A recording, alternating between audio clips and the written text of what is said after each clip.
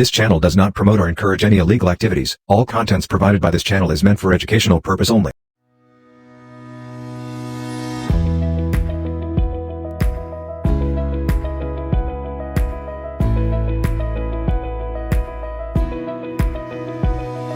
Attack vectors are the methods that adversaries use to breach or infiltrate your network. Attack vectors take many different forms ranging from malware and ransomware to man-in-the-middle attacks, compromised credentials, and phishing. And in this video, we will talk about all these different methods because if we learn about them, we might also be capable of avoiding them.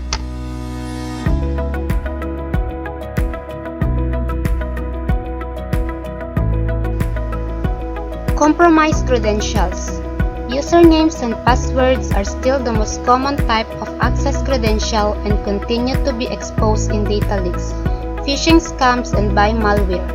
When lost, stolen, or exposed, credentials give attackers unfettered access. This is why organizations are now investing in tools to continuously monitor for data exposures and leaked credentials. Password managers, two-factor authentication, and biometrics can reduce the risk of leaked credentials, resulting in a security incident too. Weak credentials. Weak passwords and reused passwords mean one data breach can result in many more. Teach your organization how to create a secure password, invest in a password manager or a single sign-on tool, and educate staff on their benefits. Malicious insiders. Disgruntled employees can expose private information or provide information about company-specific vulnerabilities. Missing or poor encryption. Common encryption methods like SSL certificates and DNSSEC can prevent man-in-the-middle attacks and protect the confidentiality of data being transmitted.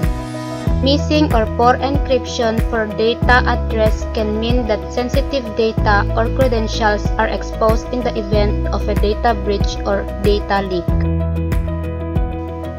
Misconfiguration. Misconfiguration of cloud services like Google Cloud Platform, Microsoft Azure, or AWS, or using default credentials can lead to data breaches and data leaks. Check your S3 permissions or someone else will. Automate configuration management where possible to prevent configuration drift. Ransomware. Ransomware is a form of extortion where data is deleted or encrypted unless a ransom is paid, such as WannaCry. Minimize the impact of ransomware attacks by keeping your systems patched and backing up important data. Phishing. Phishing is a social engineering technique where the target is connected by email, telephone, or text message by someone who is posing to be a legitimate colleague or institution to trick them into providing sensitive data, credentials, or personally identifiable information. To minimize phishing, educate your staff on the importance of cybersecurity and prevent email spoofing and typo squatting. Vulnerabilities. New vulnerabilities are added to CVE every day and zero-day vulnerabilities are found just as often. If a developer has not released a patch for a zero-day vulnerability before an attack can exploit it, it can be hard to prevent. Brute force. Brute force attacks are based on trial and error.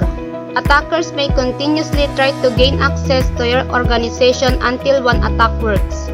This could be by attacking weak passwords or encryption, phishing emails, or sending infected email attachments containing a type of malware. Distributed denial of service or DDoS. DDoS are cyber attacks against network resources like data centers, servers, or websites, and can limit the availability of a computer system. the attacker floods the network resource with messages which cause it to slow down or even crash, making it inaccessible to users. Potential mitigations include CDNs and proxies.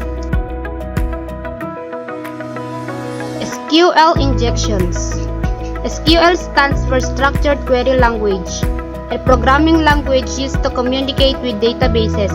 Many of the servers that store sensitive data use SQL to manage the data in their database.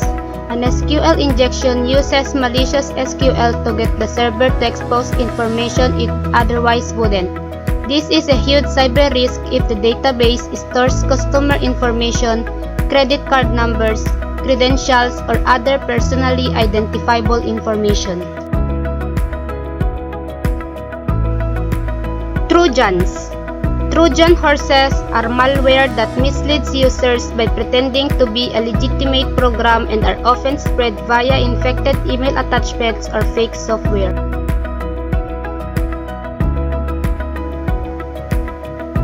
Cross-site scripting or XSS.